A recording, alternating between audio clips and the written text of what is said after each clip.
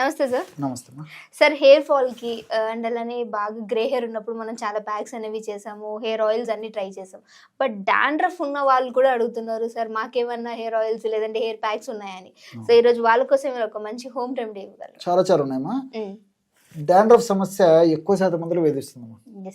So కాలంతో నిమిత్తం లేకుండా ఇంచుమించు సంవత్సరం అంతా కూడా ఎక్కువ శాతం మందిని వేధిస్తుంటే, కొంతమందికి స్పెషల్ గా శీతల వాతావరణం అంటే చలికాలం వర్షాకాలం మరీ ఎక్కువగా ఉంటుంది. కాలాలు చేంజ్ అయ్యే కొద్ది కూడా ప్రాబ్లం వస్తుంటుందమ్మా. దీనివల్ల దురద పెట్టడము, కొంతమందికి పొట్టులాగా పోవడము, కొంతమందికి హెయిర్ లాస్ కావడము, చాలా ఇబ్బంది పడుతుంటారమ్మా. రకరకాల షాంపూలు వాడుతుంటారు, డాండ్రఫ్ తగ్గడానికి రకరకాల ప్రయత్నాలు చేస్తుంటారు. కానీ చాలా మంచి హోమ్ రెమెడీ చెప్తానమ్మా.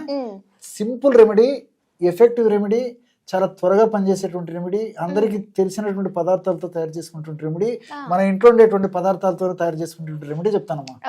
సో అందరూ వాడుకోవచ్చమ్మా. ఈ యొక్క డాండ్రఫ్ కు మనం చెప్పుకోబోయేటువంటి రెమెడీని.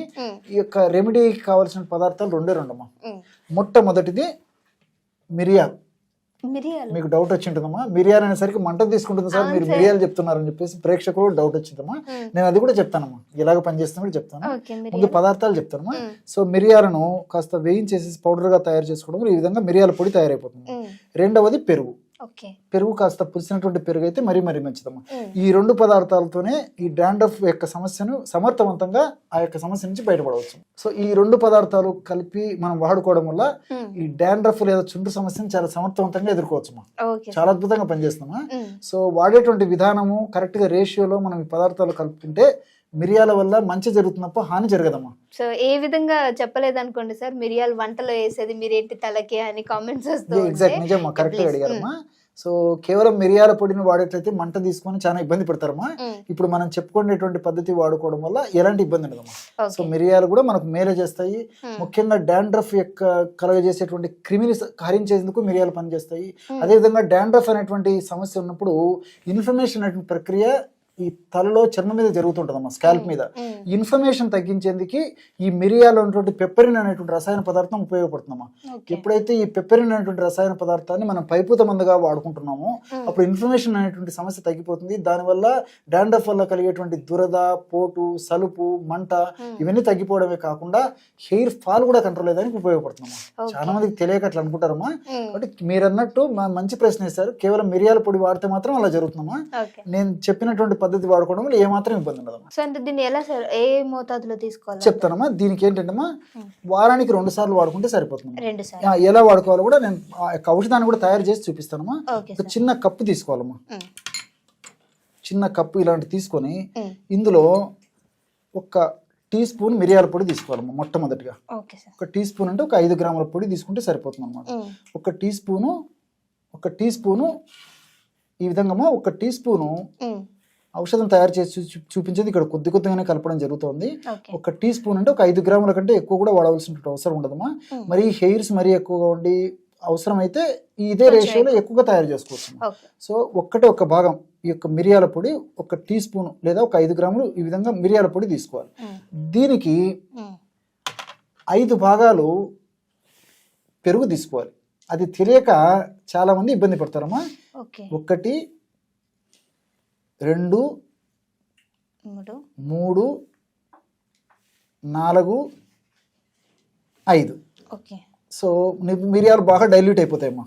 సో మిరియాల యొక్క తీక్షణత్వం కూడా ఈ పెరుగును కలపడం వల్ల తగ్గిపోతుందమ్మా. సో చాలా మందికి తెలియక మరి యొక్క ఔషధాన్ని వాడుకోవాలనేటువంటి విషయం కూడా చాలా మందికి తెలియక రకరకాల ఖర్చులు పెట్టుకొని ఆశించినటువంటి ఫలితాలు కూడా పొందక చాలా ఇబ్బంది పడుతుంటారమ్మా.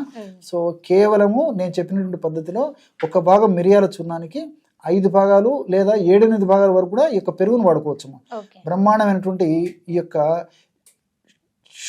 డాండ్రఫ్ ను కంట్రోల్ చేసేటువంటి అద్భుతమైనటువంటి ఔషధం రెడీ అయిపోయిందమ్మా. చాలా ఆశ్చర్యపోతారు మీరు.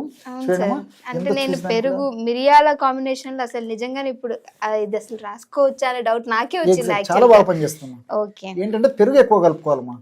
తెలియక ఇబ్బంది పడతారు. కానీ ఇప్పుడు మిరియాల యొక్క తీక్షణత్వం కూడా తగ్గిపోతుంది. సో మిరియాలు చాలా సమర్థవంతంగా ఈ చుండ్రుని ఎదుర్కొందుకు పనిచేస్తాయి.